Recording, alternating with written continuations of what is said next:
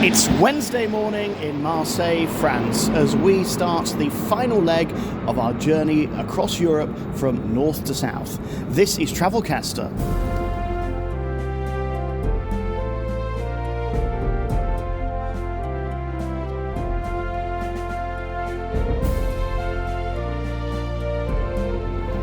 Our journey so far has taken us thousands of kilometres from Buda in the Arctic Circle down here to Marseille in the south of France. We are therefore on the final leg of our journey, going on today to Barcelona. So join us for the journey.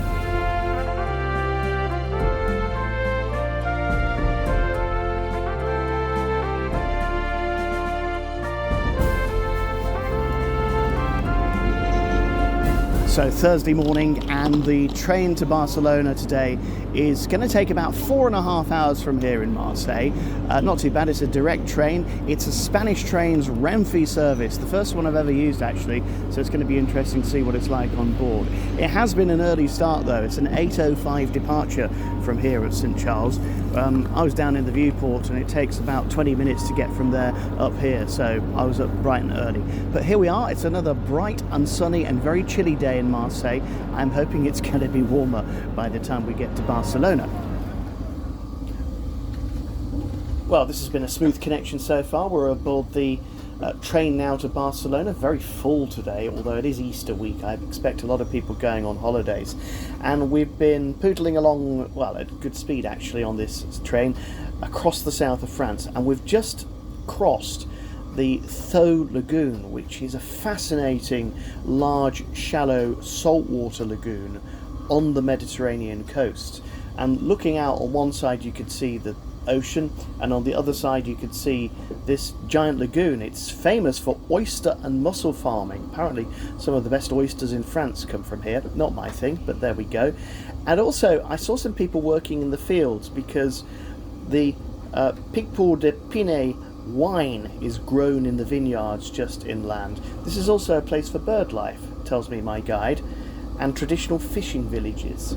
It's a lovely place that would have made an ideal stopover had we had more time. I may make a note to return here at some point.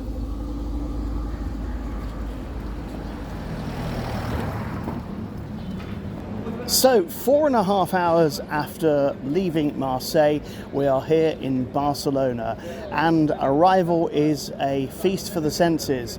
There's loads going on. When you get to the station Barcelona Sants, you've really got to have your wits about you.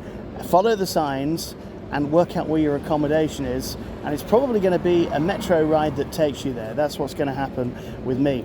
On the way down though, as we crossed the border from France, two interesting things happened. First of all, there were passport checks on the trains. The Spanish police got on at Perpignan and checked everybody's documents, and then once we were over the border itself, the announcements on the train changed from 3 to 4 languages. There was English, there was Spanish, there was French, and there was Catalan.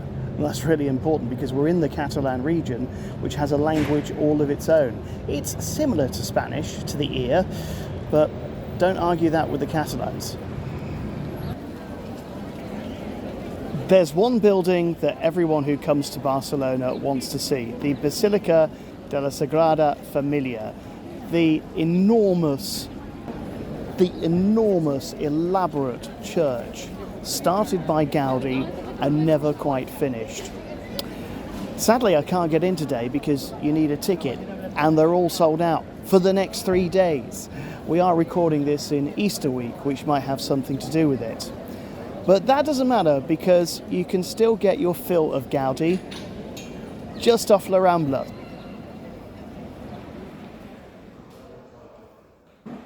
Because here is what happens if you let somebody like Gaudi design a house, or in this case, a palace. More precisely, the Güell Palace, just off La Rambla. It's an exquisite bit of architecture. Well, I say exquisite, eye-opening at every single corner. You just walk around and you see the intricacies and the elaborate design that Gaudi put in here. It was his only bit of domestic work that he finished, and it remains in place today. It's just off La Rambla, and it'll cost you €15 to get in. Well worth it. Not least because that €15 includes one of these, a Travelcaster favourite. We're on the roof of the Palace Güell. Not quite as tall as some of the church towers we've visited elsewhere in Europe, but certainly one of the most impressive because as well as great views across the city, there are the most amazing turrets and, well, they look like ornate chimney pots that only Gaudi could create. They're quite remarkable. And atop them a few pigeons, and beyond that, views of the rest of Barcelona. Not bad. Not bad at all. From the announcements on the trains to flags all around, everywhere you go in Barcelona, you are reminded that you are in Catalonia. And here at the Plaça de Sant Jaume is the heart of the Catalan government. It's an impressive modern-looking square, but with two ancient buildings standing opposite one another. One is the regional administration, and the other is the Catalan government itself. Now, we say government, it's an autonomous region that is still part of Spain.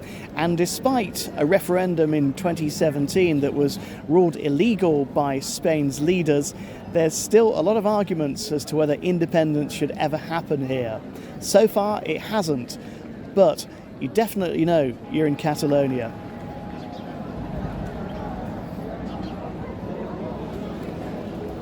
Step away from the offices of the Catalan government and kind of turn left and you will be in Barcelona's Gothic quarter. And at the centre of it is the Big Mama herself, Barcelona Cathedral. Begun in 1288, she took 200 years to build and now stands at the centre of this magnificent area. There's also about 400 people around taking selfies today, a queue to get in, and a lady singing Fleetwood Mac.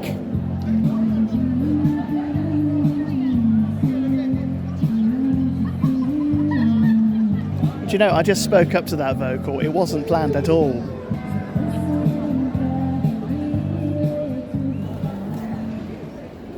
Churches, history, they're all around you in Barcelona. Take this one, the Basilica of Santa Maria del Mar, Saint Mary of the Sea. Beautiful structure in itself. But I'd advise you to just do a 180-degree turn to the other building behind you, because here you will find the Cagana. This is a traditional Catalan joke, a gift if you will, depicting a man with a red cap and his trousers down doing a dump on the toilet. Today the Caganas are not just restricted to the traditional design. There's one of Donald Trump, Cristiano Ronaldo, in fact many famous figures. Get yourself a Cagana, send it to a friend, or pose for one yourself. Maybe not, probably get you arrested. There are two things that Barcelona is really good at. One is food and the other is art. And here on the waterfront, the two combine, and in a sculpture by Javier Mariscal called Gamba. It depicts a giant crustacean wriggling about, and it was originally based inside a restaurant, to give you an idea of what was on the menu. It's a little bit creepy close up, but I like it. Barcelona is by the sea and it's very much a working port. As you walk along the waterfront you can see all kinds of marine stuff going on. There are big container ships, there are huge cruisers, and in front of me here near the Mall de Fuesta are two of the biggest super yachts I have ever seen. I mean, one of them appears to stretch for about half a mile. It has 3 upper decks on it, probably 2 lower decks, and the one next to it isn't that much smaller. Goodness knows how many millions of euro this lot costs. In fact, there's a very wealthy looking lady being escorted by one of the port staff here down to one of the yachts, probably just hopping aboard for a bit of tapas. How the other half live, hey? Down by the ports in the old warehouses is the Museum of the History of Catalonia. Looks absolutely stunning in the evening light. And below it, a tacky series of chain restaurants, all serving up the same kind of menus at the same kind of prices. But that's not where I'm going tonight. come this way, because within 5 minutes I can show you something a lot more exciting. Because hidden away in the Gothic Quarter, and it really is hidden away, is this place. Come inside.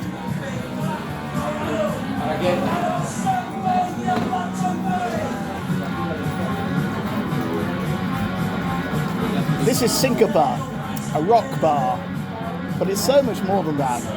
The walls are adorned with all kinds of memorabilia, and the drinks here are fantastic and really good value for the centre of Barcelona. And over here, there's even a snare drum. Oh no, it's a table dressed as a snare drum. I was going to play that.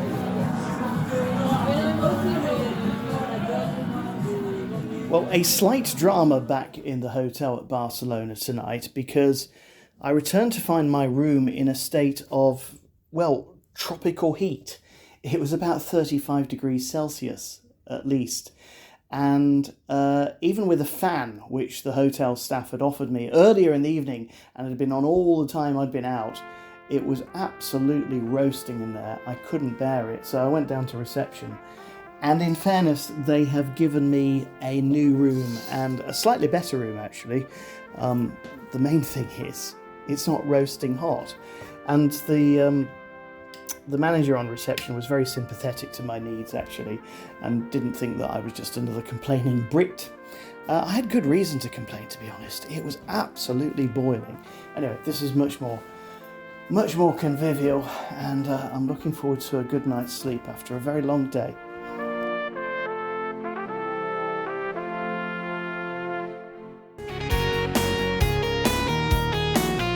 We thought you'd like to know that we've more than 50 episodes of the Travelcaster podcast on this very platform. Be sure to subscribe or head to travelcaster.blog, where you'll find an A to Z of locations for inspiring trips. Happy browsing!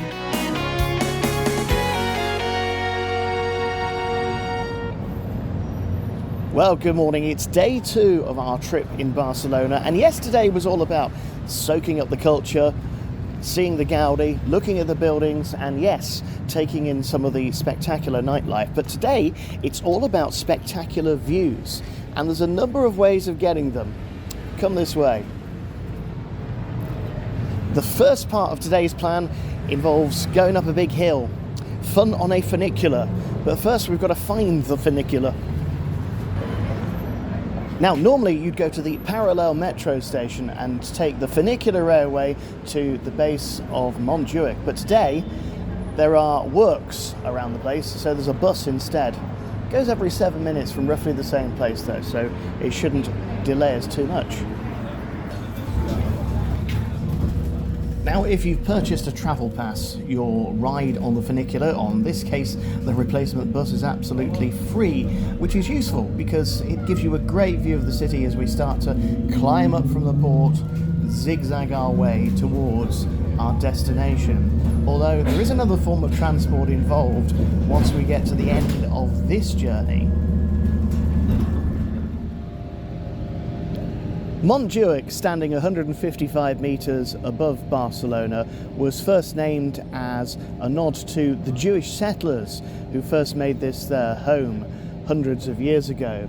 But today it is a major tourist attraction, and having taken the funicular, brackets replacement bus today, we're now going to take the rest of the journey up the cable car. Now, this is not your average little piddly touristy cable car. This is very well organised. Standing at the base station here, I can see about 10 cars going up and down the hill continuously, and that's important because during the summer months this gets incredibly busy. Now, although our ride on the funicular was free, or part of the Barcelona travel card, we do have to pay for the cable car, and a round trip here is going to cost you as an adult about €17.90. You can get a one-way ticket though if you fancy walking back down, which I think many people do. One word: wow, just wow. From here, going up the cable car, we can see the great buildings of Barcelona, the Sagrada Familia, the cathedral, the high-rise buildings of modern-day Barcelona, and the port and the beach stretching out before us. This is a view worth paying for. And back in the distance, the hills that rise above the city, going on to the rest of Spain. What an amazing view this is. We've got the perfect day for it as well. Bright sunshine, a little bit chilly, but otherwise a perfect view. There's absolutely loads to see up here, including the site of the Olympic Park from the Barcelona Games of 1992. The stadium is still here, although it's only open when there's actually events on. There are botanical gardens, there are walks up and down the mountain, and here, right at the top, is Montjuic Castle. The foundations date back to the 11th century, and the present incarnation was built between 1753 and 1779. Now, you can pay to go inside. It's a €12 standard entry, but on a sunny day like today and with queues at the castle, I think I'd rather just stay outside. It's free after all. There are many impressive views from Montjuic, but for me, one of the most interesting and important is the port of Barcelona that is far below us. Even with the sound of birdsong, you can see what a massive industrial area this was. It was first established, of course, in Roman times, when Barcelona was first a thing, but the port as we know it today was built in 1882. And it wasn't until the 1980s that the authorities here thought, well, enough of the industry, what about the tourism? And the whole area was redeveloped. To the side of the industrial port, a brand new region was created out of old warehouses, and now it's a major tourism area. 5 beaches, an amusement park, retail, restaurants, walkways. It really is the jewel in Barcelona's maritime crown. By the way, if you don't fancy the cable car, maybe heights aren't your thing, or you just want to save a bit of cash, another way of getting up here to the castle is to take the number 150 bus that comes from the Plaza de Español. That's not a bus, that's a rubbish truck. Now time for a throwback. It's 1992. Linford Christie has won Olympic gold in the 100 metres at the age of 32. And this is the place that he did it. The Olympic Stadium in Barcelona. Now normally, this isn't open, but for some reason it is today. There's about 150 school kids, all in their tracksuits, overlooking this field. And as I come up to the spectator area, I can look over this famous field. I say famous because 1992 was the year when the whole world saw it, but this place was actually built originally in 1929 as part of the International Exposition in Barcelona. It had dreams and ambitions to host the Olympics, but that never happened because of the Spanish Civil War. Over the years, it's hosted sporting events, it's housed refugees, and today it welcomes thousands of often noisy visitors. It's almost like there's an Olympic event happening today. It's a great atmosphere.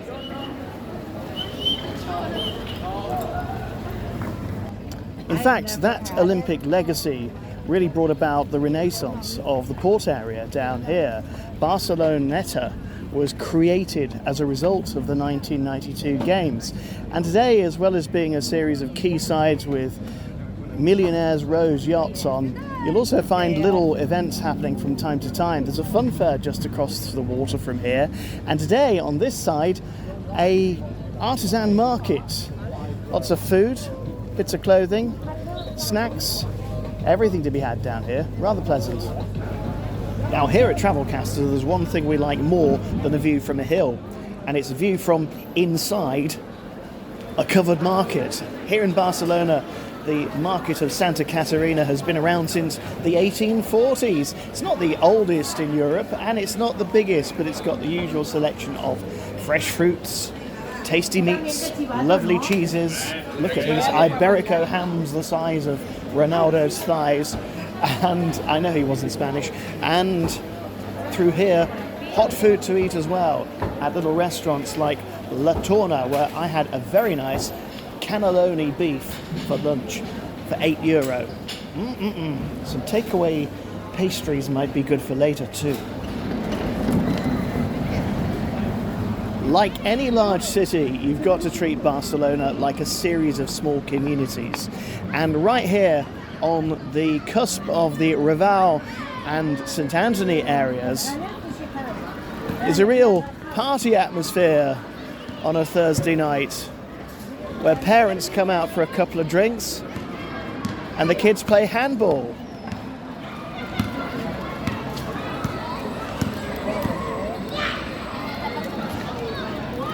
In fact, in this square, which is lined with cafes and tapas bars, there's even a little play area for the little ones. And not far from here is a really good craft beer bar, Maritz. Check it out for really good brews and food at a great price. There's nothing not to like about Barcelona.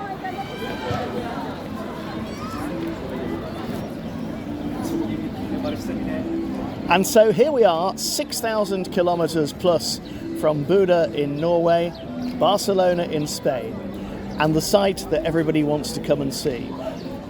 The Basilica de la Sagrada Familia, the great unfinished work by Gaudi.